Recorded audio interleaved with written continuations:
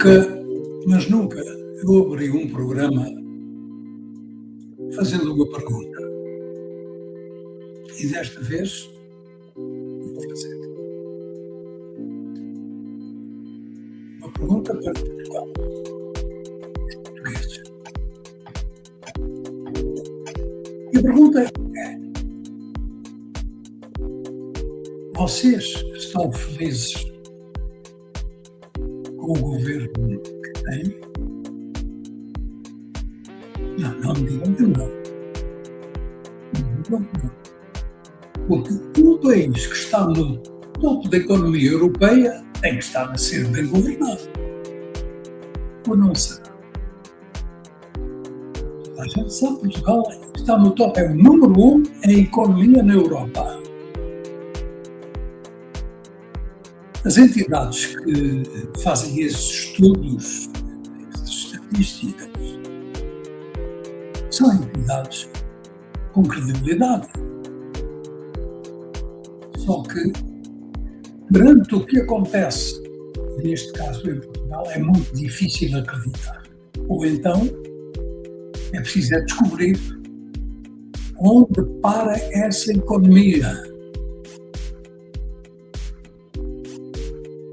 Não é à toa que um primeiro-ministro vem dizer que possivelmente vai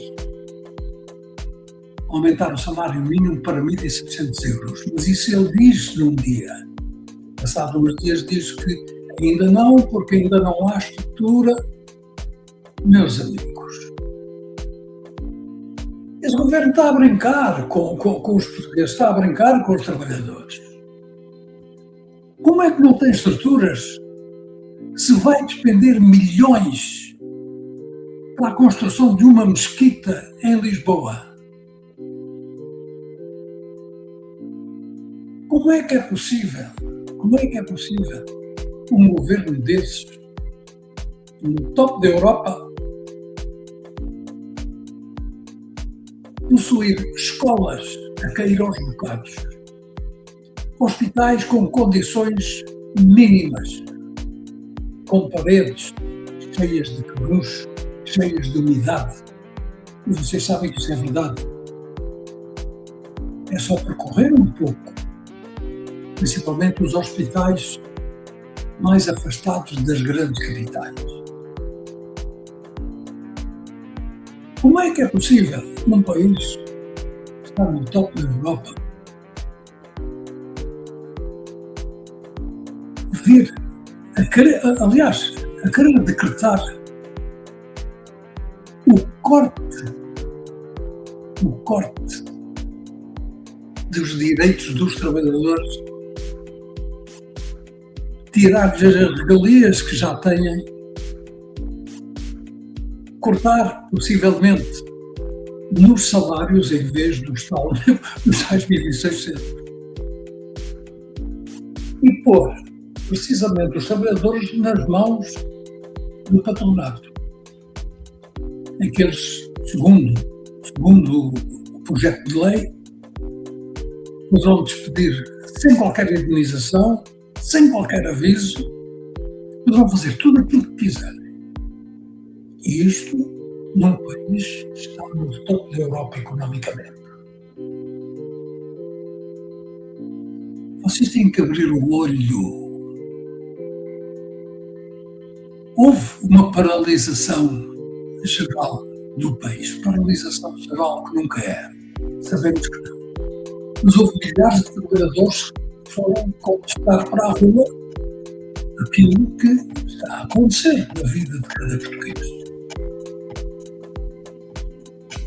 Mas isso não é suficiente. Isso não é suficiente. Suficiente será a consciencialização de cada um de vocês em votar nos mais credíveis, nos mais honestos. Se houver políticos honestos, já disse aqui que não acredito em políticos, eles são mentirosos profissionais. Portanto, está nas vossas mãos escolher o destino do país, o vosso próprio destino. Vocês têm que abrir o olho. O governo português é um governo fascista ou fascisante. Ninguém tenha dúvida disso. Nunca um governo progressista pretende eliminar direitos de trabalhadores. Pelo contrário, um governo progressista o que quer é, na realidade, proteger o seu povo, dar-lhe as condições necessárias para que ele possa viver feliz, para que tenha um serviço de saúde, como deve ser. Portugal já teve a fama de ter um Serviço Nacional de Saúde excelente. Só que as queixas que se ouvem, aquilo que se está a passar nos corredores dos hospitais, não tem nada a ver com o Serviço Nacional de Saúde e excelência. Mas não é só isso. Fala-se muito da imigração. Eu sou imigrante e sou contra a imigração selvagem. Não contra o imigrante que entra legalmente, que trabalha, que faz descontos. Eu sou a favor disso, porque eu também sou imigrante, também faço descontos. E muitos. Agora, a imigração ilegal, o que se tem visto por aí, essa imigração selvagem tinha que acabar mesmo. Bom, segundo o que eu sei, há uma reformulação da lei de imigração em Portugal que está a conduzir algumas demarches para que haja, na realidade, uma migração decente. Mas a verdade é que os aeroportos, segundo aquilo que se vê, esse trabalho de imigração que aparece de um momento para o outro não está a resultar, porque há queixas, há acumulação, há milhares de passageiros a cada aeroporto à espera de serem tratados como deve ser, e às vezes até nem são. Mas isto acontece num país que está no top da Europa economicamente. Meus amigos, vocês têm que se consciencializar de que, vou repetir outra vez, as quadrilhas partidárias, porque os partidos são quadrilhas que são alimentadas por vocês. Eles é que fazem as leis para que os partidos possam ter determinadas quantias para poderem sobreviver, para poderem fazer as leis para enganar o próprio povo. E não só. Portanto, quadrilhas partidárias, elas existem em todo o lado. Sabemos que há muita corrupção em todo o lado, mais num lado que no outro.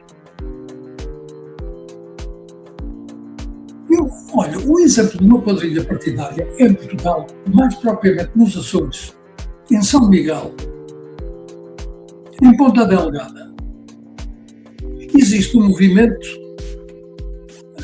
que é Ponta Delgada para Todos, que ganhou alguns deputados na última eleição. Só que o Sr. Presidente da Câmara,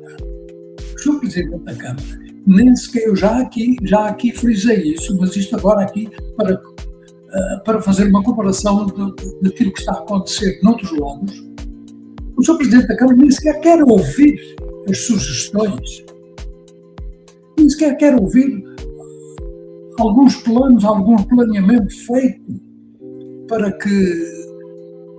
que a municipalidade funcione como deve ser. Isto porque há uma quadrilha partidária que está no governo, enquanto o outro movimento popular, esse movimento popular, não tem voto na matéria, sendo gente legalmente legalmente posta nos lugares próprios, porque a eleição resultou precisamente nesses mandatos, mas o Sr. Presidente da Câmara não quer saber, nem sequer quer ver as propostas de um movimento que não é partidário para a melhoria da cidade de Ponta Delgada. Isto foi como comparação relativamente àquilo que se passa nas quadrilhas partidárias. Eu acredito, sempre acreditei. Movimentos populares podem acontecer em qualquer lado. Na tua rua, no teu trabalho, na tua freguesia, no teu concelho, porque possivelmente na tua rua conheces alguém honesto que seria capaz de fazer algo. No teu trabalho também. Vocês estão a ver a ideia. Está na Constituição. Se organizarem um movimento sem estar ligado a partidos, tem que seguir os requisitos da lei. Se vocês conseguirem um movimento, ou vários movimentos, com propostas de programas como deve ser, melhores do que esses que são partidários, podem ter a certeza, com uma boa organização, o povo vai atrás. Agora, nas igrejas partidárias está tudo dito. É que vocês não sabem, por exemplo, cada voto que entra na urna, e são milhões de votos que entram em cada eleição, cada voto que entra na urna tem um valor.